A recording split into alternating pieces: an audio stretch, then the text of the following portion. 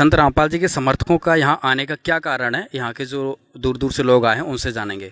Sir क्या नाम है आपका? बलवान दास मेरा नाम है। सत साहिब जी। सर एक चीज़ बताइए, यहाँ पे जैसे कि संत रामपाल जी को सभी को पता है कि आजीवन कारावास हो गया है, तो फिर आप लोग यहाँ पे हिसार में क्यों आते हो? देखो, ये तो अनजान लोगों की समझ है, या आप जैसी मीडिया के लोगों को ये तो जानते तो है नहीं संत रामपाल जी के बारे में, या संत रामपाल जी क्या हैं।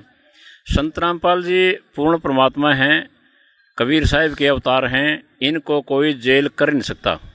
ये अलग बात है कि सरकार ने नियमों को तोड़कर इनको जेल में डाल रखा है।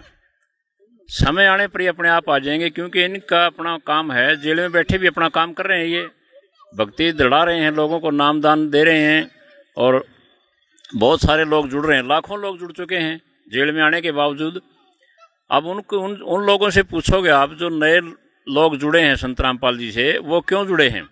इसके पीछे कारण है कि परमात्मा चाहे जेल में बैठो, चाहे रेल में बैठो, चाहे किसी आश्रम में बैठो, चाहे सतलोक में बैठो, उनकी शक्ति पूर्णतः पूरे संसार में काम करती है।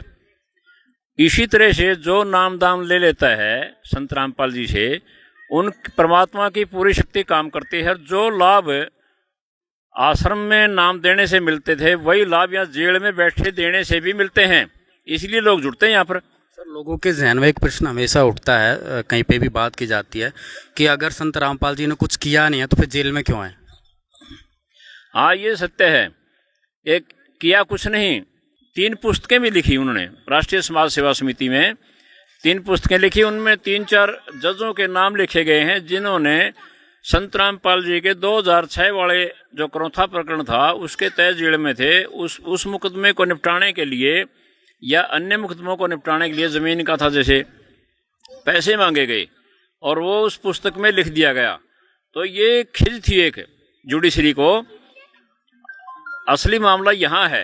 न्यायालय ने तो दोषी दे दिया है, तो फिर संत रामपाल जी को किसी आधार पे तो दोषी दिया हो गया। आप लोग कहते हो कि संत रामपाल जी निर्दोष हैं, तो इन दोनों बीचों में कैसे है? देखो, आप मीडिया में काम करते हो। संत रामपाल जी पर 2 मुकदमे थे, 426, 427। उन दोनों में एक तो मुकदमा था सरकारी कार्य में बाधा डालने का, एक मुकदमा था बंधक बनाने का।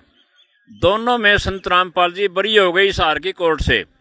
उन्होंने लिखा है कोर्ट ने कि संत रामपाल जी ने सरकारी कार्य में कोई बाधा नहीं डाली और संत रामपाल जी ने कोई बंधक नहीं बनाया। इस आधार पर बरी हो गए। और जो सजा हुई है, सजा देते समय आप पढ़ना उसको, ऑर्डर को, उसमें लिखा गया है कि बंधक बनाकर मारे गए। जब बंधक बनाए ही नहीं, उस केस में बरी हो गए, तो फिर बंधक बनाकर कैसे मार दिए? यानी ये झूठा केस है सारा, समय आने पर सब उड़ जाएगा। ये इंतजार कीजिए आप। तो लोगों का कहना है कि भाई संत रामपाल जी तो अपने आप को भगवान कहते हैं, तो क्या ये बात सही है? मैं आपसे पूछना चाहता हूँ, क्या आपने कभी सत्संग सुना? नहीं सुना। आप वैसे ही किसी कई सुनी बातों पर यकीन कर लेते हो और उसको दूसरे तरीके से तोड़ मरोड़ कर पेश कर देते हो मीडिया वाले। संत रामपाल जी ने आज तक कभी ये नहीं कहा कि मैं भगवान हूँ या मैं परमात्मा हूँ। ये कहते हैं मैं उस परमात्मा का भेजा गया कुत्ता हूँ, आप लोग उस परमात्मा के बच्चे हो, आप लोगों का भक्ति रूपी धन लुट रहा है और मैं भौंक भौंक कर आपको जगा रहा हूँ, क्योंकि आप उस धनी के बच्चे हो, मैं उस धनी का कुत्ता हूँ। तो कभी भी संत रामपाल जी ने ये नहीं कहा कि मैं परमात्मा हूँ। लेकिन गुरु मानुष कर जानते ते नर कहिए अंध, होए दुखी संसार में आ गई यम के फंद। हमने ये देखना है, गुरु जी को परमात्मा के रूप में ट्रीट करना है, मानना पड़ेगा। मान लो संत रामपाल जी परमात्मा, तब जाकर हमें परमात्मा प्राप्त होंगे। और संत रामपाल जी को कोई कुछ कहे, वास्तव में ये परमात्मा है। चाहे गुरु जी भी नहीं कहते बात मैं परमात्मा हूँ, लेकिन हैं, क्योंकि इनके द्वारा वो सुख मिलते हैं जो परमात्मा देते हैं। परमात्मा हर तरह का कष्ट काटते हैं, और ऐसा समाज परमात्मा बनाने जा रहे हैं। आपको ये भी बता दूं मैं, परमात्मा बिना ये भी नहीं हो सकता। परमात्मा दहेज रहित समाज बना रहे हैं। जो भी शिष्य है संत रामपाल जी का, न दहेज लेता है न देता है। परमात्मा नशा मुक्त समाज बना रहे हैं, चाहे शराब का नशा हो, चाहे सुल्फा गांजा का हो, चाहे बीड़ी हुक्का का हो। संत रामपाल जी अपने शिष्य का सबसे पहले नशा छुड़वाते हैं और उसको नशा मुक्त करते हैं। नशे ने पूरे दुनिया में बहुत से लोगों का बेड़ा गर्क रखा है, परिवार के परिवार उजाड़ रखे हैं। और संत रामपाल जी का ये कहना है कि जिसने यहाँ नाम लेना है पहले इन चीज़ों से दूर हो, अन्यथा परमात्मा की भक्ति नहीं हो सकती। और परमात्मा चाहिए तो नशों से दूर हो जाओ। लोगों को परमात्मा चाहिए। अन्य संतों मंतों के पास जाते हैं, वहाँ तो कोई रोक टोक नहीं है इस बात की। यहाँ पक्की रोक है, कोई नशा नहीं कर सकता, कोई दहेज नहीं ले सकता। ऐसा समाज तैयार कर रहे हैं संत रामपाल जी। और इसी तरह से लोग जुड़ेंगे, कष्ट मिटेंगे लोगों के, और फिर पूरा संसार संत रामपाल जी की इस बात को मान जाएगा और संत रामपाल जी के शिष्य बन करके नशा मुक्त और दहेज मुक्त हो जाएंगे।